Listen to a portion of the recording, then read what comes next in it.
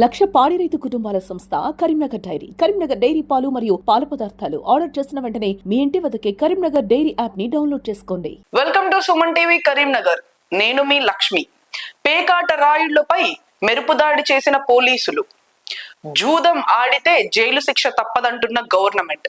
మరి ఇన్ని ఆంక్షలు పెట్టినా ఆడేవారు ఆడకుండా తప్పట్లేదు. మరి ఇందులో ఎవరున్నారు, అసలు కేసు నమోదు ఎవరిపైన అయ్యింది, మరికొన్ని విషయాలు తెలుసుకునే ప్రయత్నం చేద్దాం. కరీంనగర్ లోని Subhash Nagar 3 town police station లో 17 మందిపై కేసు నమోదయ్యింది.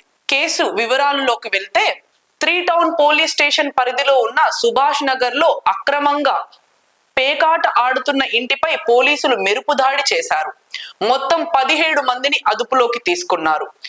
6,74,280 రూపాయలు నగదును స్వాధీనం చేసుకున్నారు. 2 కార్లు 2 బైకులు పట్టుబడ్డాయి. అలానే 10 మొబైల్ ఫోన్లు 104 గేమింగ్ కార్డ్స్ ను స్వాధీనం చేసుకున్నారు పోలీసులు. తదుపరి వివరాలలోకి వెళితే పోలీసుల సమాచారం ప్రకారం సోమవారం సాయంత్రం వేళలో సబ్ ఇన్స్పెక్టర్ బి చేరేలాకు అందిన విశ్వసనీయ సమాచారంతో టౌన్ ఏసీపీ అనుమతితో రాత్రి సుమారు 8:15 గంటలకు సింగిరెడ్డి భాస్కర్ రెడ్డి ఇంటిపై దాడి చేశారు. కరెక్ట్ గా 8 గంటలు ప్రాంతంలో జరిగిందండి ఇది.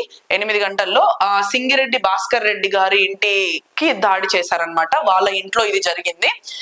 అండ్ ఇంకా వివరాల్లోకి మనం వెళ్తే ఇంట్లో 2 టేబుళ్లపై 3 కార్డులతో డబ్బులు పెట్టి పేకాట ఆడుతున్నట్లు గుర్తించారు. ఈ ఘటనలో Siripuram Nagabhushanam A1, Chintala Ravinder and A2 Ratnakar Reddy and A3 Raji Reddy and A4 Devender Reddy and A5 Bharat and A6 Upender, A7 Tirupati, A8 Sandeep, A9 Srinivas and A10 Jaganmohan Reddy and A11 Yellaiah, A12 Srinivas and A13 Sampuryachari and A14 Ravinder and A15 Kumar Reddy and A16 and Vidyasagar, A17 తదుపరులు పట్టుబడ్డారు. ఇప్పుడు మనం విజువల్స్ లోకి వెళ్తే ఇక్కడ మీరు చూడొచ్చండి. ఇందులో మనకు విచిత్రంగా అనిపిస్తుంది ఏంటంటే ప్రజా ప్రముఖులు ఎంతో మంది ఉన్నారు ఇందులో. అండ్ పెద్ద పెద్ద చదువులు చదువుకున్న వాళ్ళే ఇలాంటి తప్పులు చేయడానికి పాల్పడుతున్నారు. ఇక్కడ మీరు చూడొచ్చు మద్యం బాటిల్, అలానే డబ్బు, మొబైల్ ఫోన్లు ఇవన్నీ పెట్టుకొని ఉన్నారు. దగ్గరగా 17 మంది పట్టుబడ్డారండి. ఇక్కడ మీరు చూసినట్టయితే ఒక్కరు కూడా మొహం చూపించుకోవట్లేదు. అది తప్పుడు పని అని వారికి కూడా తెలుసు. మరి ఈ గవర్నమెంట్ నిబంధనల ప్రకారం ఏవైతే ఆటలను రద్దు చేశారో మరి అలాంటి ఆటలను ఆడి డబ్బు సంపాదించడం, అలానే ఇంకొక 10 మందిని ప్రోత్సహించడం ఎంతో తప్పు. దీంట్లో మీరు చూసినట్టయితే వీడియో బయట ఉందండి మన దగ్గర, చూడొచ్చు మీరు.